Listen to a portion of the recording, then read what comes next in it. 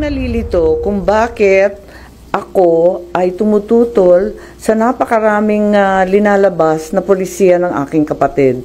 Tulad ng sinasabi ko, mahal ko ang aking kapatid. Hindi magmamaliw yan kailanman. Kaya lang, hindi ito ang turo ng aking ama.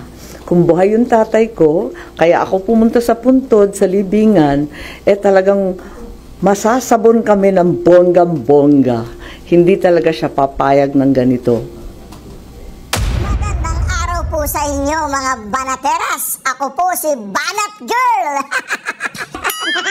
Ito po mga banateras, panoorin natin ito at sabay-sabay po tayong mag-react sa comment section. Alright, panoorin na po natin ito mga banateras. Mag-comment po kayo sa comment section at huwag po ninyong kalimutan mag-subscribe, i-like at i-share ang ating video. I am not Filipino for nothing. Mahalin po natin ang Pilipinas. Ito na po. Saldi ko na nangangayayat na at halos mamatay na sa sa ginagawa sa kanya ng administrasyon. Ginagawa sa administrasyon kasi ginamit siya ng administrasyon according to him. Ginamit siya ng administrasyon. Nung siya'y umalis, sinabihan siya na wag ka nang bumalik muna. Kami nang bahala sa'yo. Yung pala, kami nang bahala, ilalaglag ka namin dito. Siguro bago pa mahuli ang lahat, bago pa mamatay si Zaldico sa pag-aalala, bago pa mamatay si Zaldico sa sama ng loob, at bago pa mamatay si Zaldico, mapatay nitong mga sindikato ng mga kasama niya na sigurado ko mayroong merong mga internal cleansing na magaganap dyan. Papatayin talaga nila lahat ng mga loose end eh. So ngayon, bago pa siya mamatay, naglabas na siya ng kanyang sama ng loob. Kung ako si Inday Sara, nakikita ko ganyan, kahit ano pang ilabas ni Zaldico, ay na hindi, ako, maniniwala ako sa sasabihin niya because yun naman ang sinasabi ni Inday Sara noon pa. Na ang magnanakaw sa Pilipinas, dadalawang tao. Si Romualdez at saka si Zaldico, sila lang ang nagmamanipulate ng budget. Pero syempre, sinong pumipirma niyan? Ang pumipirma niyan, presidente. So tatlo yan na mga demonyo sa Pilipinas. Sa tingin mo, makikipagkaibigan ako kay Zaldico? Makikipagbati ako kay Zaldico? Makikipagkwentuhan ako kay Zaldico? Hindi ako makikipag sa kanya. Hindi ko siya i-patronize. Bakit? Because ako, alam ko sa sarili ko na yung sinasabi mo, revelasyon ko na yan eh. Ngayon, karma mo na yan. Magiging magkaalyado na tayo para pabagsakin si Bongbong. Hindi naman gusto ni Inday Sara na pabagsakin si Bongbong. Ayaw naman ni Inday Sara na pabagsakin si Bongbong. Ang gusto lang naman ni Inday Sara is magtrabaho tayo. Ibinoto tayo ng tao, magtrabaho tayo, tsaka wag tayong magnakaw. Yun lang naman ang gusto ni Inday for the longest time. Kaya lang sa loob ng 3 taon, hinudas talaga ni Bongbong Marcos yung Pilipinas. Kaya, naririnig mo ba si Inday Sara na nanawagan ng pagre-resign ni Bongbong? Naririnig mo ba si Inday Sara nagsasabi mag-resign ka na, Bongbong? Walang ganun. Kahit isang beses walang sinabi si Inday na ganyan. Ang sinasabi lang ni Inday, itigil mo na kung ano man yung ginagawa mo, putangin na kalagi kang lasing, sabog ka, sabi ng ate mo, magpa-drug test ka na. Yun ang gusto ni Inday. Sinabi ba ni Inday na bukas ka na lang? Tingnan nyo Tingnan nyo. Alam nyo kung bakit hindi naging naku, napahaba na naman yung intro ko. Pero maganda tong sasabihin ko eh. Alam ba ninyo na kung titingnan natin yung history, sino ang bumaliktad para mapalitan ng presidente? Ang bumaliktad, militar. So, ang key player dito para mapalitan niyang hayop na presidente na yan, militar. Na kapag ang militar tumalikod, umatras sa kanilang pagsuporta sa nakaupong presidente, sigurado maguguho talaga ang palasyo. Kaya kung makikita nyo, may mga kumakalat na mga videos lately na ang nililigawan talaga nila is military because they know na if the military napuno yan at yung mga military na kasama ng taong bayan niya na lumabas sa lansangan at manghingi ng accountability, tapos ang gobyerno, sigurado yan. Sa Burkina Faso, militar din ang nag-take over. Lahat militar. Sa ibang mga bansa, nauna muna yung gulo. But still, ang magpapanatili ng kaayusan, armed forces pa din or mga military, yung uniformed personnel.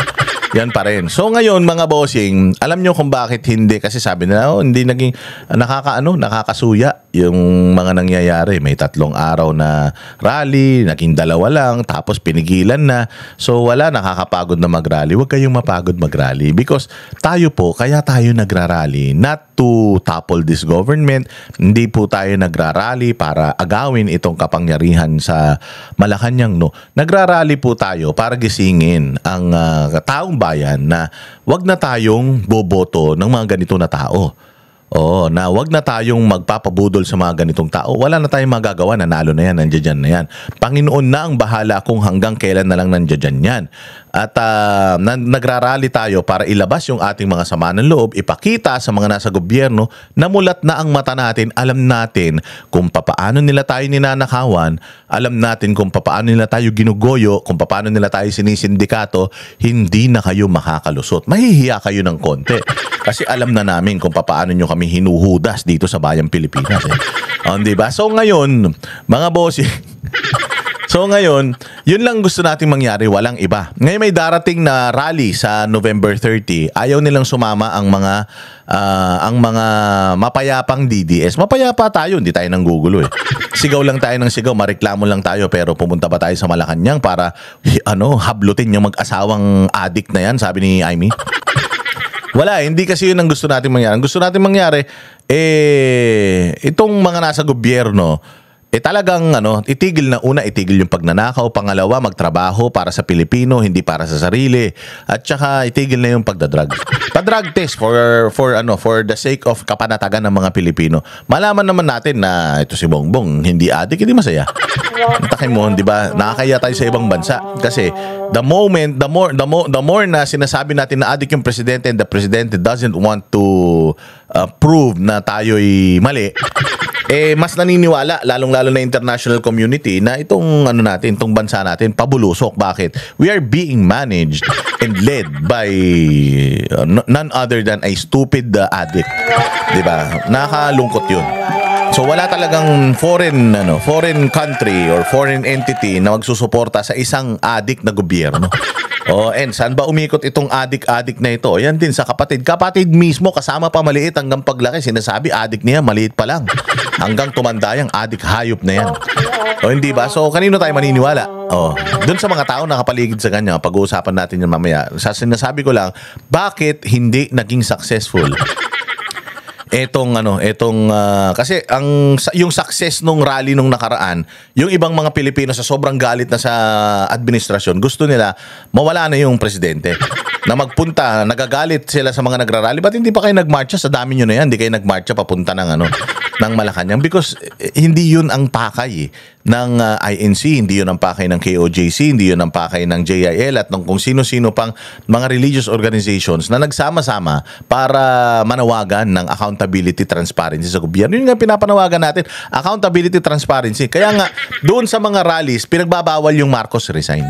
Huwag niyong sigaw yung Marcos resign kasi hindi yan ang pinayagan tayo ng mga nagbigay ng permit sa atin kasi ang sinasabi natin magpapahayag tayo. Although pagpapahayag din naman ng saloobin yung Marcos resign, pero hindi talaga yan yung main goal natin. Ang main goal natin is yung accountability, transparency at yung itigil na yung katiwalian sa Pilipinas. Yun talaga yung gusto natin. Nananawagan si Inday Sara ng Marcos resign. Mga Pilipino nananawagan ng Marcos resign, but Inday Sara, Marcos resign, Pulong, Marcos resign, Basti Duterte, Marcos resign, lahat ng mga nung sila Bato, sila Bongo, Robin Padilla, are they shouting Marcos resign? Hindi. Ang nasumisigaw ng Marcos resign, yung mga taong bayan. Pero itong mga nasa posisyon na mga Duterte-aligned politicians, walang nagsasabi na Marcos resign.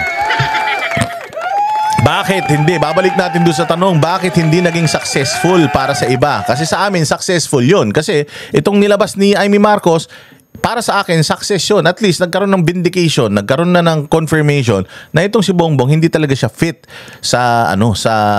ako, mananawagan talaga ako ng Marcos resign. Gusto ko talaga mawala na ito. Kaya lang, hindi yan ang gusto ng mga principal natin, ng mga taong sinusundan natin, which is mga Duterte.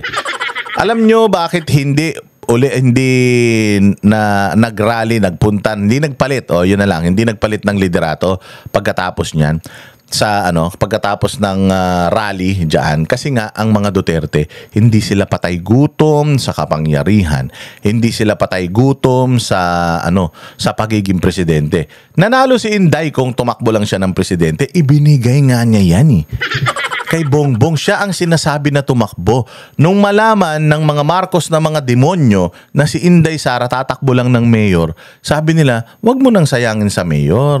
Mag-vice ka na lang kasi hindi mananalo si Bongbong kay Leni Robredo pag hindi mo siya sasamahan. So, ipapangako sa'yo ni Bongbong na lahat ng setup na gusto mo, ibibigay niya. Ano yun? Araw-araw kang uuwi sa pamilya mo sa Davao gamit ang sasakyan ng Malacanang, yung chopper. Kaya lang, sa sobrang insecure nung asawa nitong mukhang luyang tuyo, ginagamit din niya yun para pumunta doon sa eskwelahan na pinagtuturuan niya. So si Inday, wala na magamit para umuwi ng Davao.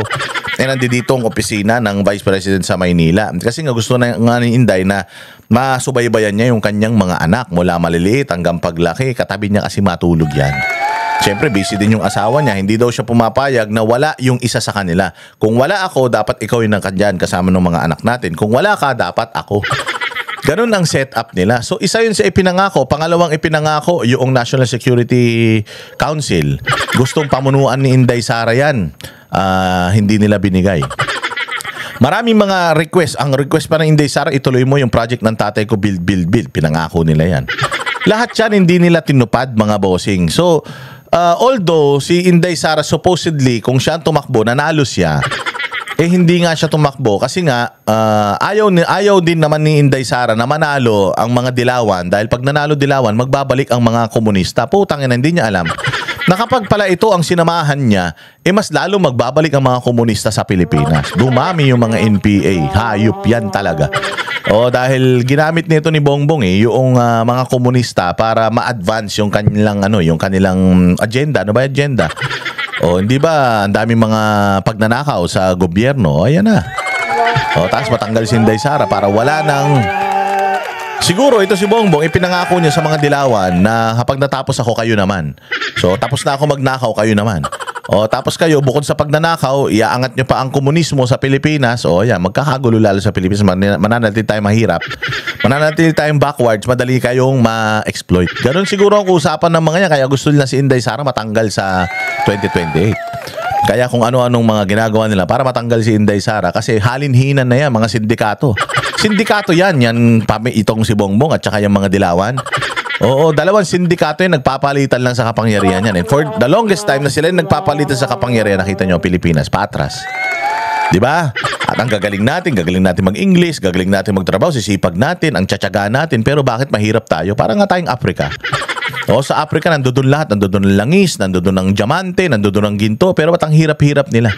Kasi yung mga nagmamanage sa kanila, gusto manatili silang mahirap para madali silang i-exploit. Ganon din sa Pilipinas. Ano yun? Actually, yung nangyayari sa Africa is European scheme. Dito sa Pilipinas, European. Bakit? Ang Spain nasa Europe Spain ang sumakop sa atin. So, yung scheme ng mga Espanyol, scheme ng mga European na panatilihin kayong Hindio, panatilihin kayong mal-edukado para madali kayong i-manipulate. Ganun ang ginagawa nila sa atin hanggang ngayon. Hindi naman tayo sa edukasyon binabanatan actually, pero kasi marami ng mga nakakapag-aral dito sa atin, hindi katulad noon. Pero kung titingnan mo, hindi pinarioritize ni Bongbong Marcos ang education. Bakit? Ang classroom nga niya, 22 lang. Kasi nga, ayaw talaga nitong mga oligarko na ito, itong mga mayayaman sa Pilipinas, ayaw nila na yung mga Pilipino ay yung mga Pilipino ay mayaman sa kaalaman, mayaman sa resources, ayaw nilang ganun. Bakit? Because hindi nila mamamanipulate, magiging kaaway nila, magiging kakompetensya nila. Ganun. So ayaw nila na maging mayaman tayo. Kaya pinananatili nilang ganyan. Babalik na naman natin doon sa napakatagal ko nang inuumang sa inyo bakit hindi napalitan yung administrasyon. Kasi hindi nga gahaman si Inday Sara. Noong mga nakaraang mga EDSA Revolution, kung titingnan ninyo, yung EDSA People Power ni Marcos Sr., bumaliktad si Ramos at saka si Enrile na nasa defense, isang defense minister at saka naging chief of staff, 'di ba? Si Ramos. So, merong pagkilos ang mga sundalo. Nung panahon naman ni Cory, ganun din, mga sundalo din yung naging kalaban niya. Although hindi siya napatalsik, pero na-expose yung pagiging incompetent ni Cory Aquino. And then napalitan si Cory Aquino ni Fidel Ramos, okay naman, biglang naging si Erap. Nung si Erap, sino? Nung nag-People Power 2, di ba? EDSA 2, di ba? Sino? Ang bumaliktad. Ang bumaliktad nun, si Angelo Reyes, yung nagpakamatay dyan sa Marikina. Yung chief of staff niya. Na si Angelo Reyes. Oh. Bumaliktad yun. Oh, kaya ngayon, natanggal itong si Erap. Oh. So, ganun din, so on and so forth. Kung makikita mo, kailangan talaga ng tulong ng militar kung talagang gusto natin na magkaroon ng regime change. Militar talaga. And that's also the reason why inuna nilang bayaran yung militar o tinaas nila yung mga allowances and all. Hindi indirect bribery yun eh. O, kasi parang kasi nga ang Pilipino, tumatanaw ng utang na loob. Ang military dahil ginawa ninyo ito sa amin, para kasi lang tatanaw ng utang na loob. Hindi ko nga alam kung bakit, kasi kay Pangulong Duterte, tumanaw naman sila ng utang na loob. Inayos nila ang Pilipinas eh.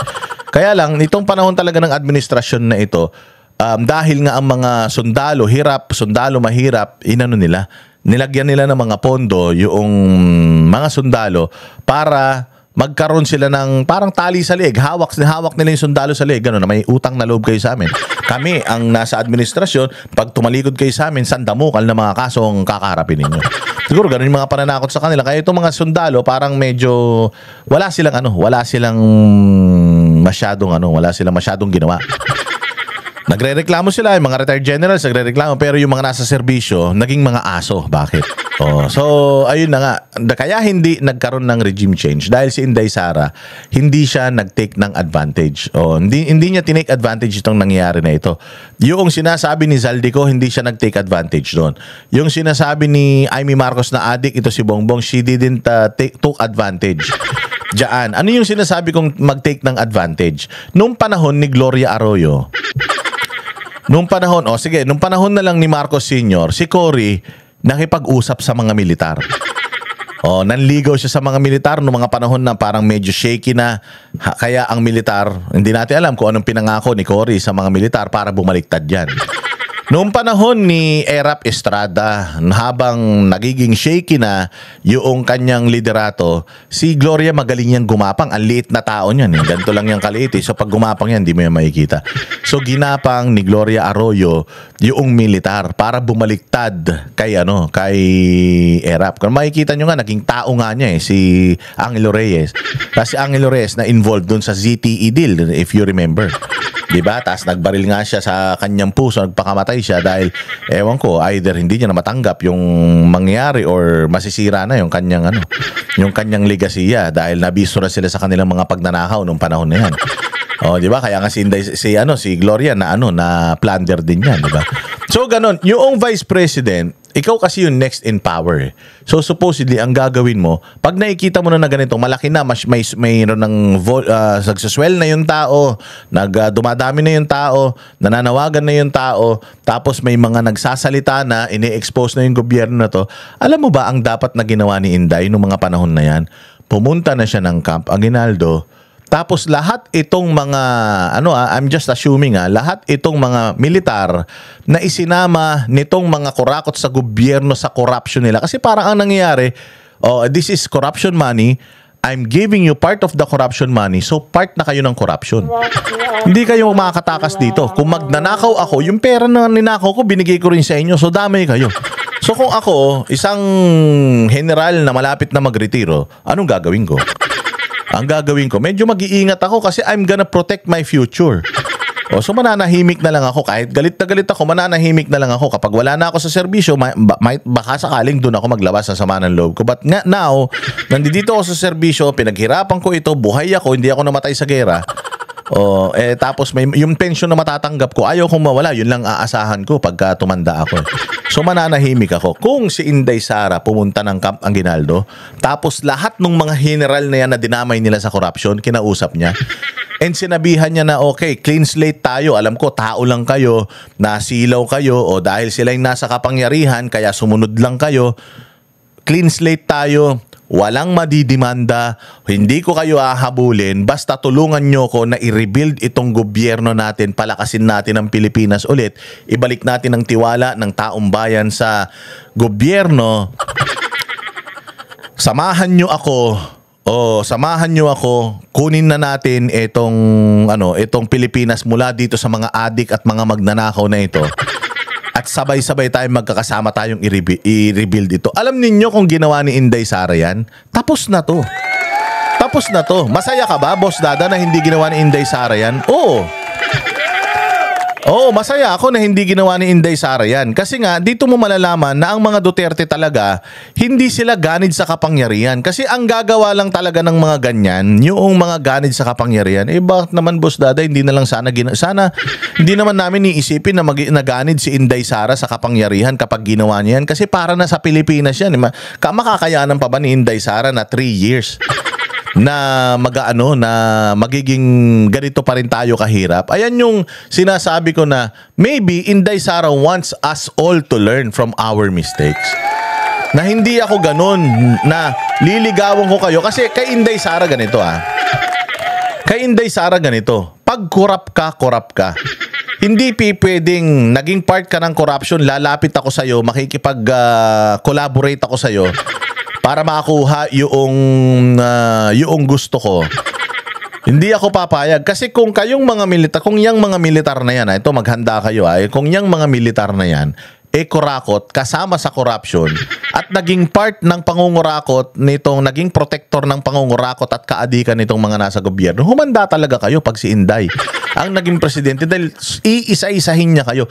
Naniniwala kasi si Inday Sara na ang kapangyarihan ng pamumuno sa Pilipinas nagsisimula sa tao. Nakikita na ni Inday Sara na yung tao sa kanya na yung tao siya ang gusto So bakit ako mga agaw ng kapangyarihan? Nanalo ako in the first place 32 million yung bumoto sa akin, sa kanya 31 million So aantayin ko yung 2028. Katulong ang mga tao na magbabantay sa kapakanan ng Pilipinas at pagdating nung panahon na yon na ibinoto nyo na ako, promise magtatrabaho ako. Magiging presidente ako dahil ibinoto ako ng tao, hindi ako magiging presidente dahil inagaw ko yan. Ganun si Inday Sara. Nakakalungkot. Ako, gusto ko rin sana. Ako personal, gusto ko rin sana na si Inday Sara maging presidente na dahil alam natin maganda magagawa niya sa Pilipinas. Kaya nga takot na takot yung mga makakaliwa Kaya nga takot na takot yung mga magnanakaw because hindi nakikipag-usap si Inday sa kanila. Ang sabi nga ni Inday, hindi ako mababayaran. So, kung si Inday Sara lang sana ginapang niya, tapos na yan. Pero hindi ganun na klase ng politiko si Inday. At napakaganda niyan para sa bayang Pilipinas because Inday is all about business, Inday is all about leadership. Wala siyang pakialam sa politika. Galing, di ba? Wala na naman nakaisip niyan. Galing-galing, di ba? Dahil diyan mga bossing, pakinggan natin itong speech ni Bongbong Marcos patungkol sa Pasko. And once again, welcome to our Christmas tree lighting program. Wow, ang saya-saya.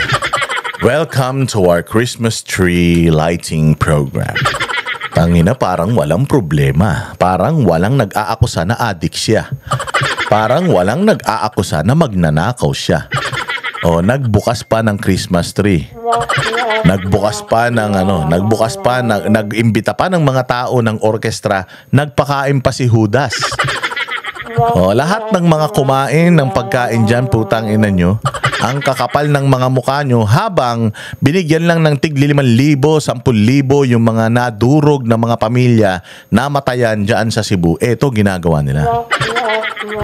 Yan ang ibinoto ninyo. At kapag bumoto kayo ulit ng ganyan, bahala kayo sa buhay nyo.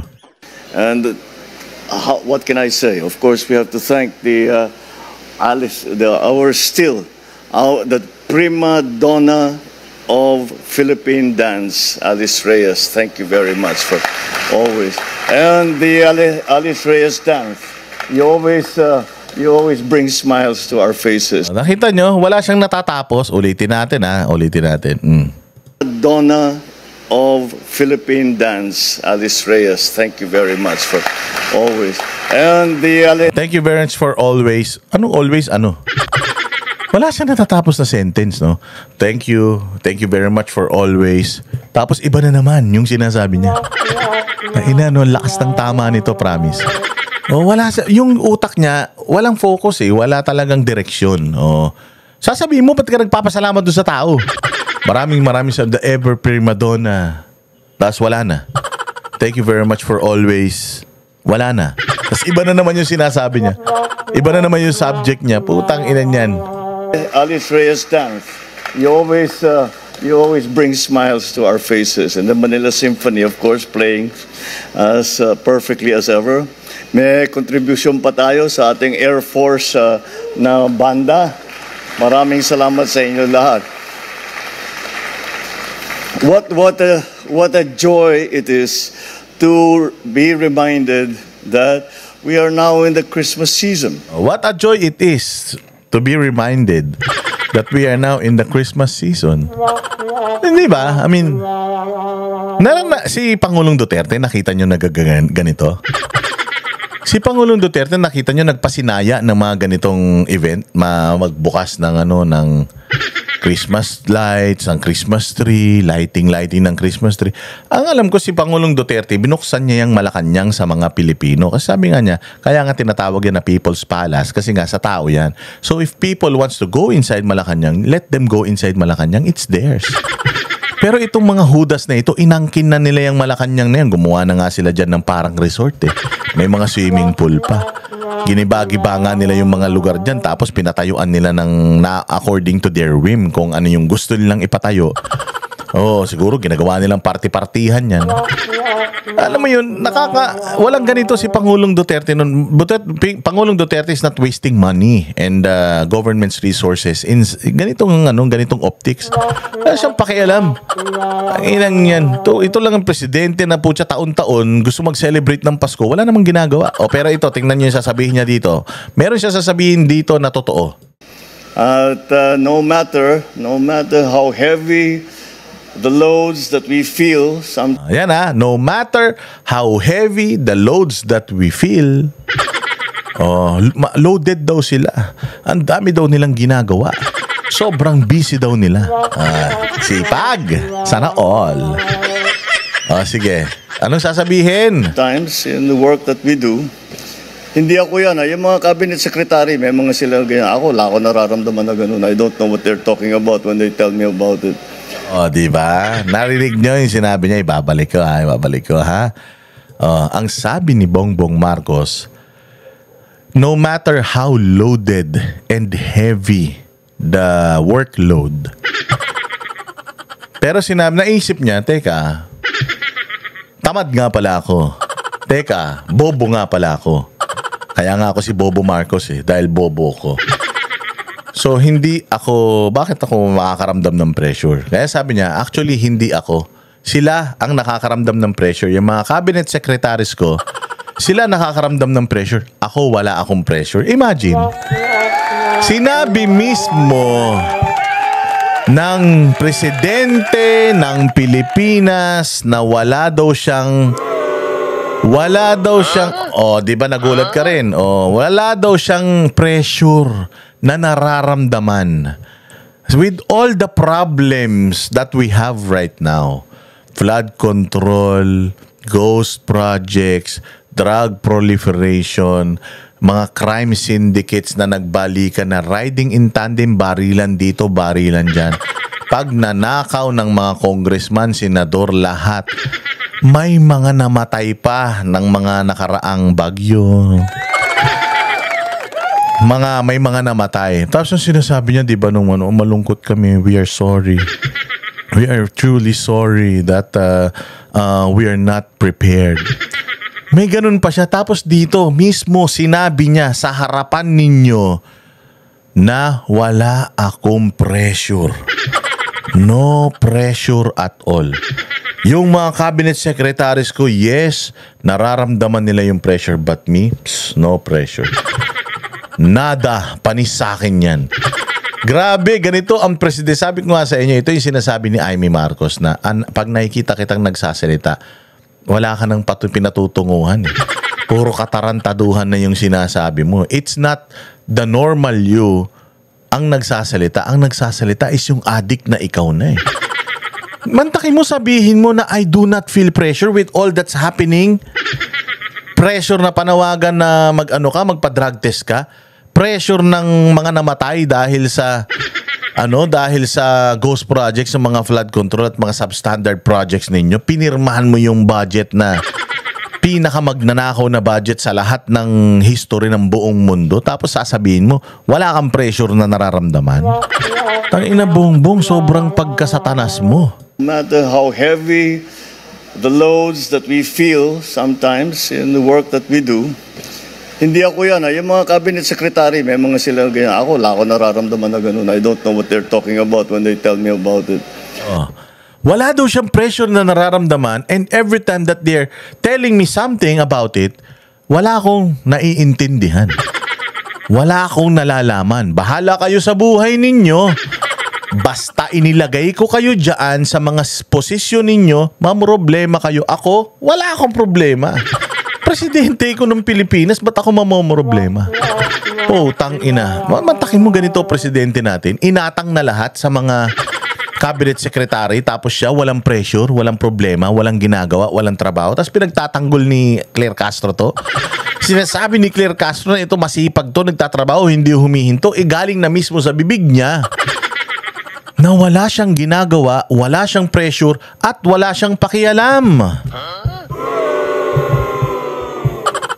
Hayop talaga naman. But, for all of us who, well... Nagtatawanan pa yung mga gago.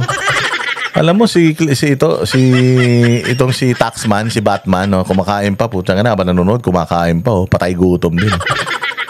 Ay na, ano kayang na-feel niya nung sinabi ni Bongbong na yun na wala akong pressure na nararamdaman, the pressure is on the secretaries but me, wala. Ano kayang pakiramdam niya? Everyone has challenges that they have to go through.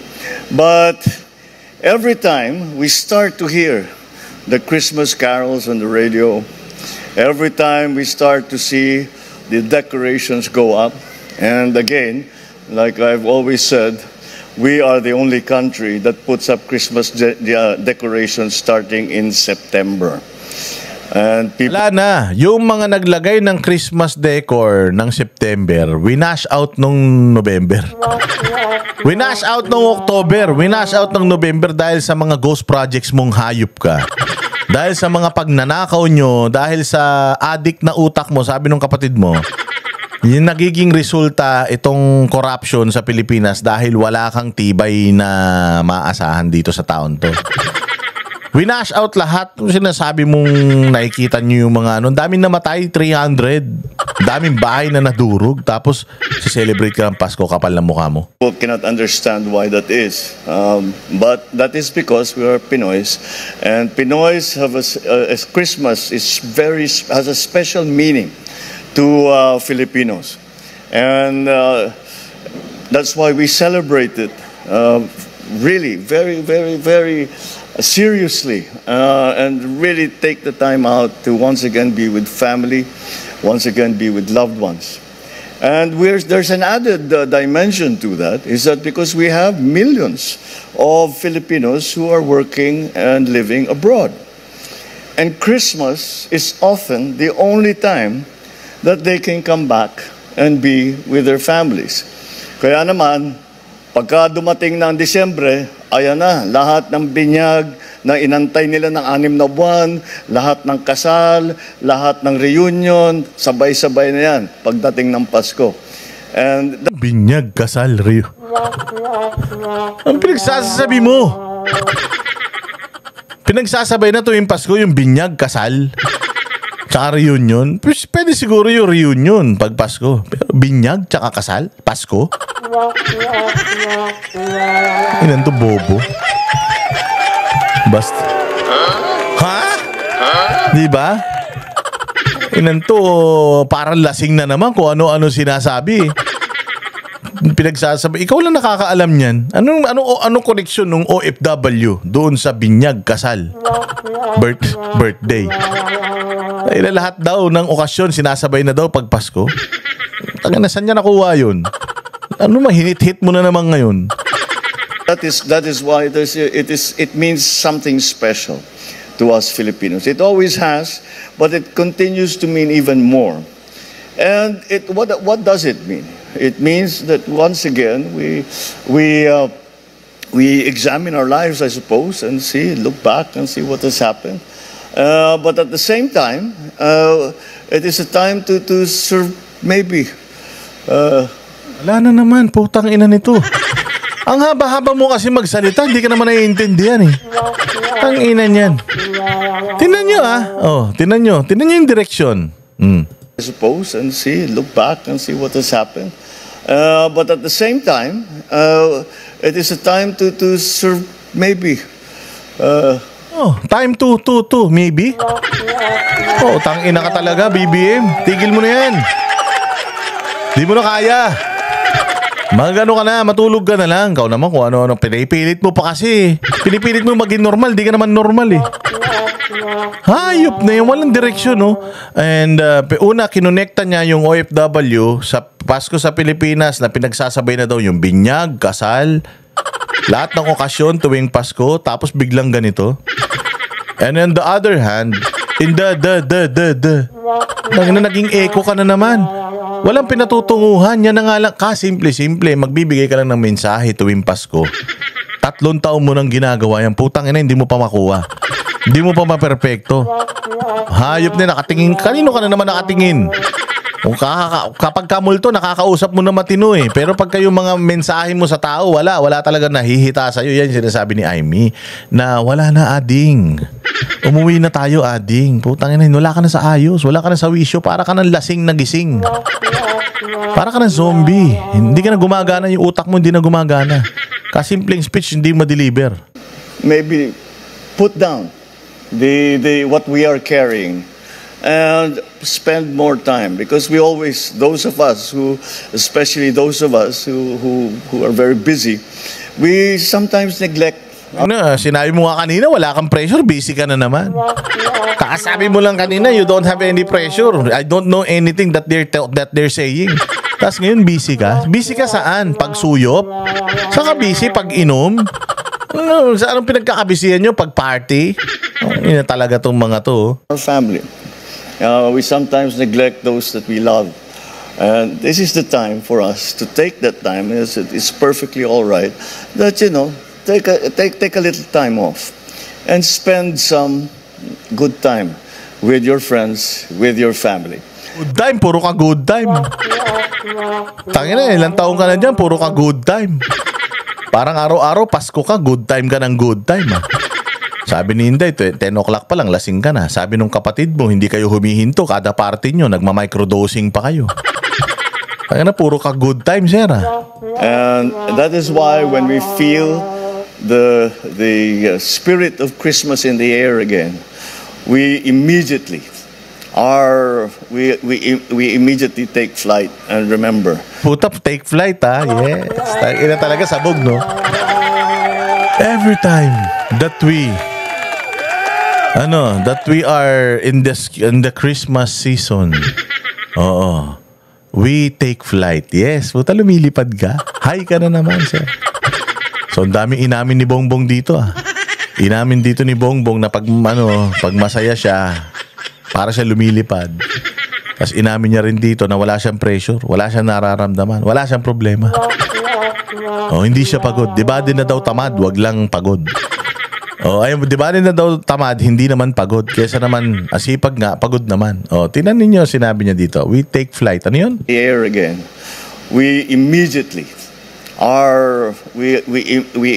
take flight and remember.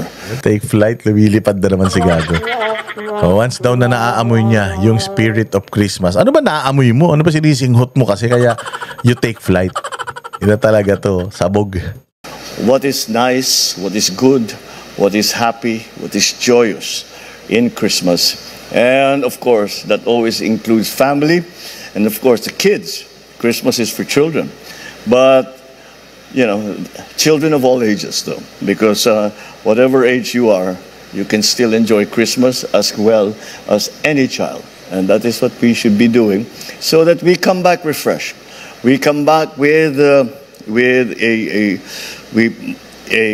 new idea. Utang ina, hirap na hirap. Ganyan talaga pag luto-luto yung utak. Ganyan talaga pag tuyot na yung utak, walang maisip na sasabihin. So that we come back refreshed We come back with new ideas.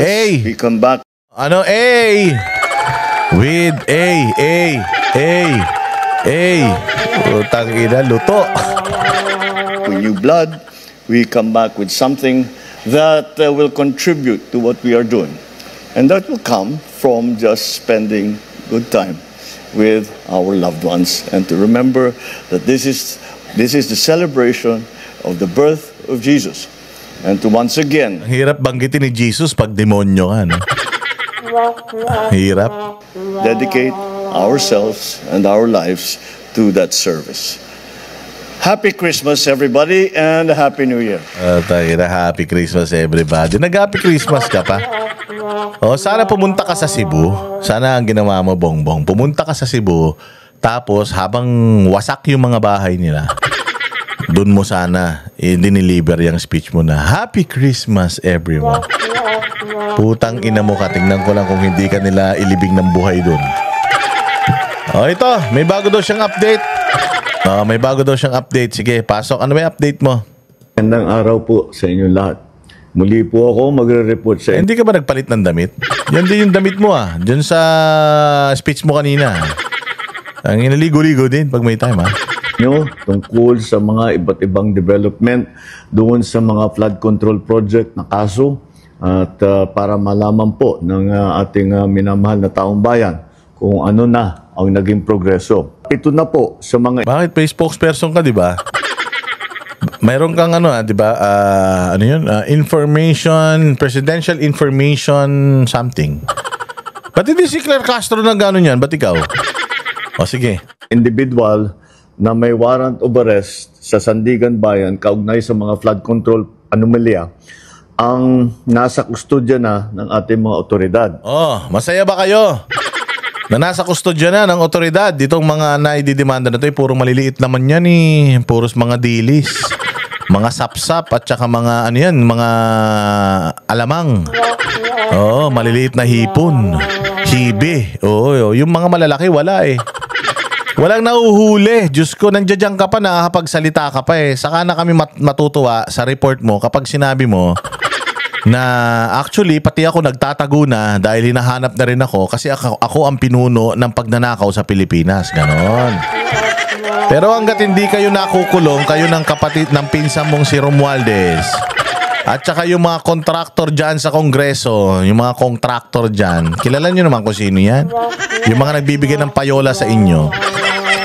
Hanggat hindi nakukulong yung mga yan, walang kwenta itong report mo, pakinamin dyan sa mga nahuli na yan. Maliliit lang yan, wala kaming dyan, wala kaming pakialam dyan. Mas gusto namin yung mga malalaki. Mas gusto namin yung mga leader ng sindikato. Yun ang ipahuli mo. Yung pinsan mo, ganyan. Kasi katulad yan, si Saldico. Si Saldico lang, imposible naman, mag-isa lang siya. Bakit hindi mo ipinaaresto si Bersamin? Sabi ninyo, siya yung pinuno ng pagnanakaw, hindi daw nakakarating sa iyo yung pera. Bakit nga kaya hindi ka nagpapaliwanag patungkol doon na itong mga sekretary mo, si Pangandaman, si Bersamin at saka yung dalawang Yusek na gumagamit daw ng pangalan mo, nakatanggap to nakatanggap to ng 56 billion na 100 billion worth of insertion ang inilagay nila at kalahati nung 100 billion na yun nakuha nila. Ba't hindi mo sinasabi na ako wala akong nakuha? Hindi ko ine-expect na itong mga tao ko na to, gumagalaw pala sila ng ganyan, ginagamit pala nila ako. Ba't hindi ka nagpapaliwanag? Ba't si Lacson nagpapaliwanag para sa'yo?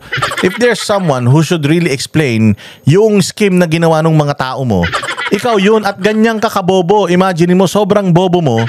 Yung mga tao mo, tinatarantado ka. Kung totoo yan, alam naman natin di totoo. Tanga lang maniniwala na wala kang natanggap na pera. Bobo lang maniniwala. Hindi nga kayo naniniwala na si Saldico walang natanggap Diba? Sabi ni Saldico, 0, wala akong natanggap. Hindi nga kayo naniniwala Sabi, imposible, wala kang natanggap, tarantado. Ikaw ang appropriation sa committee chairman, ikaw ang gumawa ng mga budget na yan, tapos wala kang natatanggap. Kung yung na yun, logic na yun applies to Saldico, bakit hindi natin i-apply dito kay Bongbong Tanga? Siya ang pumirma ng budget, tao niya lahat yan, tapos wala siyang nakuha? Gago nyo. Maniniwala kayo? Na ito si Bongbong Marcos, wala nakuha ito. Na ito si Bongbong Marcos, hindi sangkot dito. Siya presidente ng Pilipinas, siya pumirma ng budget. Tao niya si Pangandaman, tao niya si Bersamin, at saka yung mga dalawang tao nila Bersamin, tao niya yon. Si pinsan niya pa si Romualdez, tapos kaibigan ni Romualdez si Zaldico. Tapos alyado pa nila, putang ina ninyo. Maniniwala kayo, walang nakuha to. Hindi kayo naniniwala kay Zaldico na wala siyang nakuha, pero kay Bongbong naniniwala kayo na wala siyang nakuha. Tanga nyo. Style nyo bulok, mga bobo. Isa naman sa kanila na inaresto ng NBI at 6 naman ay voluntaryong sumuko sa CIDG. Meron din 2 akusado po na nagpahayag na ng intensyon na sumuko at susundin na ang PNP CIDG. Yung isa pong nahuli ng NBI ay natagpuan doon hindi sa kanyang sariling tirahan. Kaya't mananagot din. Nahuli ng NBI? O hindi ba usually? Di ba ito na naman lumalabag kayo sa batas. Nahuli ng NBI doon sa hindi niya address. Paano siya lang nagkaroon ng warrant of arrest at nag-issue doon sa lugar na hindi niya address? Ay, gawain nyo talaga. Ginawa ninyo yan kay Pastor Kibuloy. Nag-issue kayo ng warrant of arrest sa isang tao na hindi naman taga Davao, taga Pasig. Pero sinerve nyo sa Davao, tapos kinubkob nyo yung compound nila ng 16 days. Tangina, mga illegal talaga tong mga ito. Di ba usually kapag ka ganun, mag-i-issue ka ng warrant doon sa address na nung tao kung saan nakalagay yung warrant. Magsiserve ka sa labas, sa ibang address. O unless nga hinabol nyo yan, tapos pumasok yan doon, pwede. Diba? Pero kung nandito siya sa address na ito, pumunta kayo doon. Paano nyo nalaman na nandoon siya? Siya mismo nagbukas ng pinto? Style nyo bulok. Diyan pa lang, mali na yung proseso nyo eh. Gusto lang nila kasing isingit yung harboring of criminal. Besides, hindi pa naman criminal tong mga ito. May mga kaso pa lang sila, hindi pa man sila criminal. So, hindi yan harboring of criminal. Di ba? Yung mga nagtatago sa kanila. At kaya't sinasabi natin, yung mga may balak na tulungan itong mga ito, ay ang pinakamalaking tulong na ibigay ninyo sa kanila ay mag-surrender na sila. At para makasagot na sila dito sa mga aligasyon na hinaharap nila. Wala pong mga special treatment itong mga ito. Mananatili sila sa kustodya ng NBI. May special treatment. Ikaw nga, nananatili ka pa sa Malacanang. Kahit ikaw naman yung pasimuno, pinuno niyan eh. O sige, sabihin na natin, hindi ikaw talaga plano.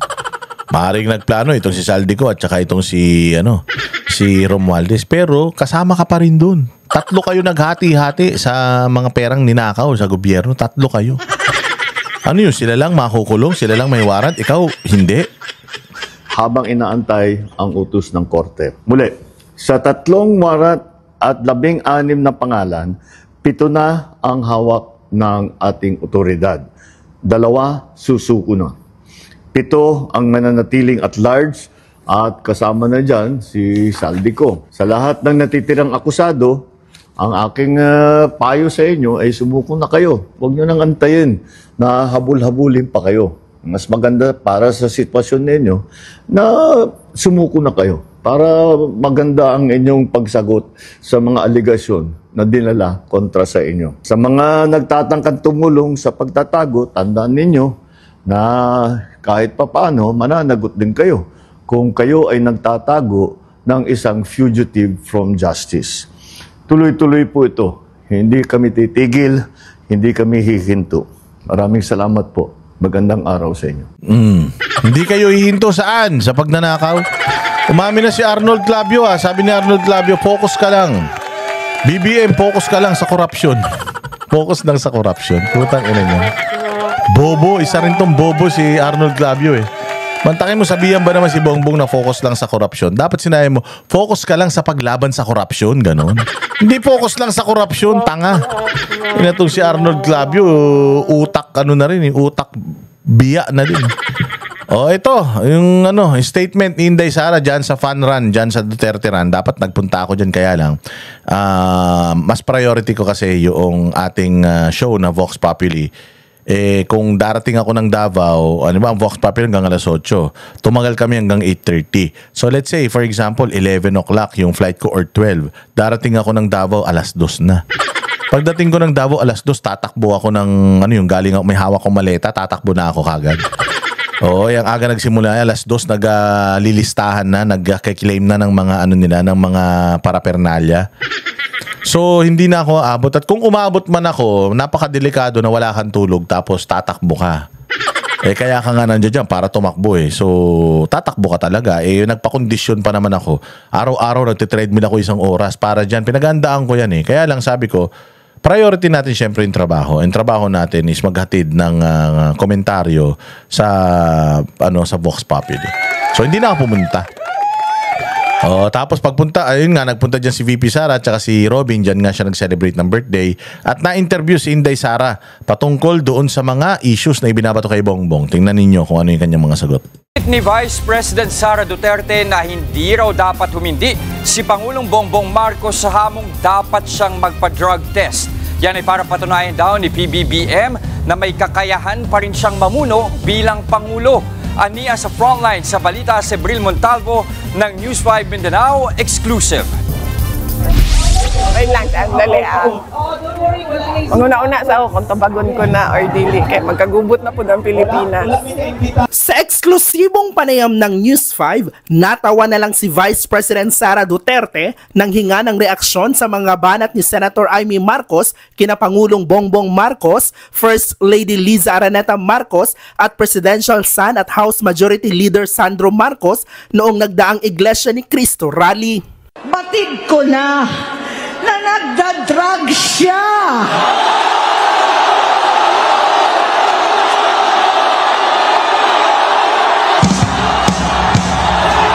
Nalaman ko at ng pamilya. Nalaman ng pamilya. Seryoso ito. Minsan, kami ng Presidential Guard at Metro Gompa ang naglilinis tuwing nagpa-party po sila. Nang tanungin pa nga ang bise kung naniniwala ba siya sa paratang ng senadora sa Pangulo, Lahat ng mga nakasama nila sa mga parties nila nagsasabi na gumagamit sila ng droga.